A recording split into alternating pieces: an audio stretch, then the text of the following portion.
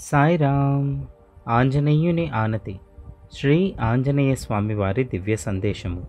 October 30, 2015. ప్రశ్న: ఆత్మజ్ఞానము కొరకు ఎట్టి సాధన చేయవలను స్వామి? సమాధానము: ఆత్మజ్ఞానానికి ప్రాకృతమైన సాధనలు పనికిరావు. సాధన పేరిట కళ్ళు మూసుకుని, కాళ్ళు ముడుచుకుని, చేతులు కట్టుకుని జ్ఞానాన్ని వెతుకుతున్నారు. ఈ భౌతికమైన సాధనలు కేవలం భౌతికమైన ఫలితాలనే ఇస్తాయి.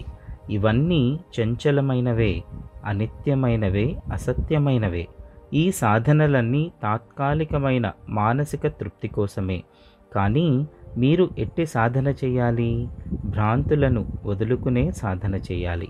దేహాభిమానమును పోగొట్టి ఆత్మానందమును అందించేదే నిజమైన సాధన. అది కేవలం ఆత్మవిచారణ. ఇది శరణాగతి ద్వారానే సాధ్యమవుతుంది. సాయిరామ్.